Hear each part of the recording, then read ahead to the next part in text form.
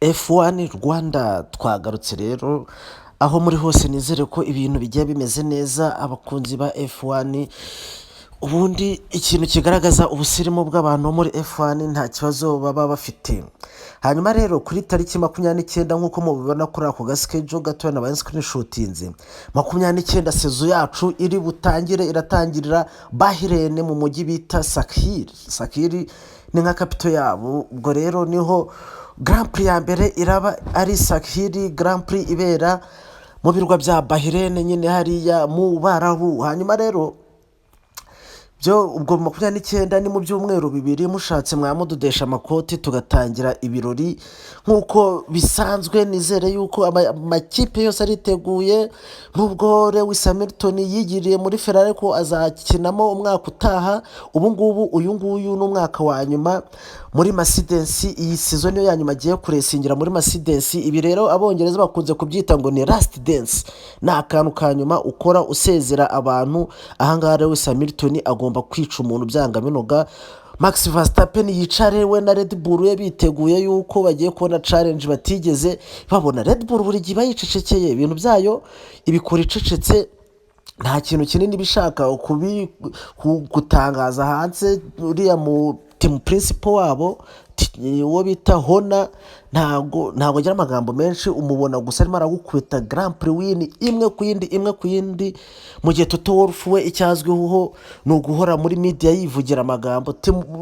Hona we ntushobora kumubona avuga kabisa. Hona wa Red Bull we umubona mu mawini gusa y'ama Grand Prix yaricecekeye akazana Red Bull ye iri ku muriro. Hanyuma rero ubwo ngubwo nyine 29 season ya Formula 1 irabitangira.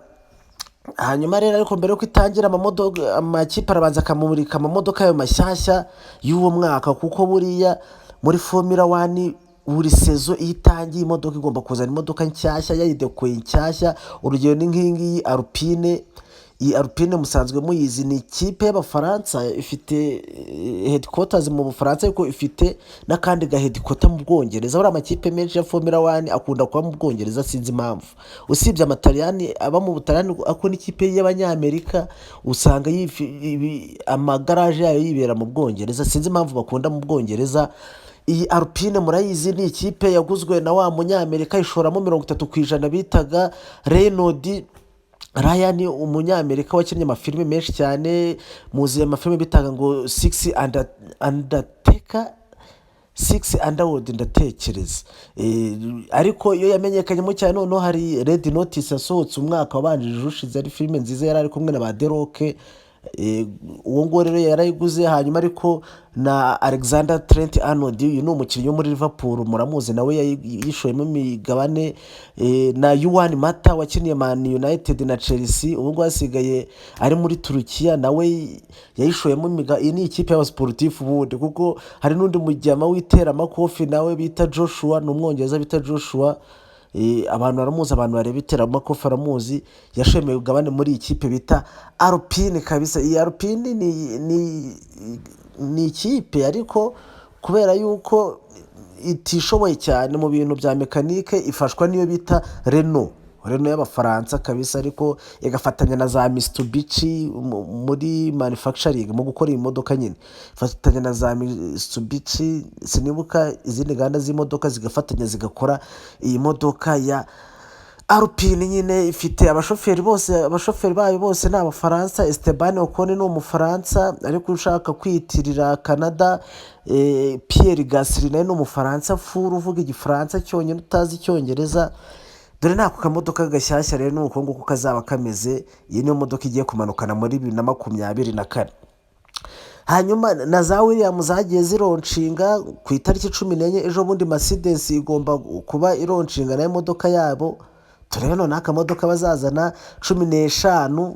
Red Bull igomba kuba ironshinga iyo bita RB 24. Izi modoka ziza zifite version nk'ubu ngubu ya Mercedes izaza bayita W15, niyo modoka bazaretsingana muri 2024. Hanyuma Red Bull nk'ikipe ikomeye nayo izaza ifite imodoka bita RB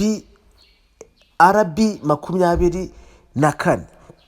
Scuderia Ferrari sinzi impamvu ntigeze cekinga ngo ndebe ukuntu imodoka zabo ziba zitwa, ariko ni uko nguko.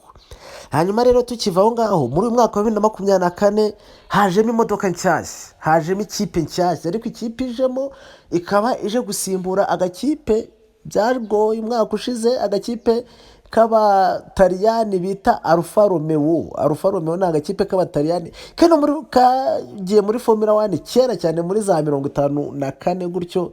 Iyi Alfa Romeo yari irimo, ariko igenda iva muri Formula 1 ikongera ikagaruka. Ubushize rero yavuyemo, ariko franchise yayo bayigurisha abajyama bitwa Suba.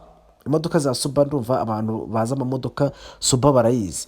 Rero franchise yabo bayigurishije Suba. Suba ifatanya na kampani y'abongereza bita Stake. Stake ni kampani ikora ibintu bya betting, nk'uko ushobora kumva za Bet Power za ki. Stake ni kampani y'abongereza ikora ibintu bya betting. Bo rero na Suba, kampani ikora imodoka bita Suba, barifatanyije bahita bazana akamodoka muri Formula 1. Dore nako kamodoka mubona k'icyatsi kabisa, ni akamodoka keza cyane.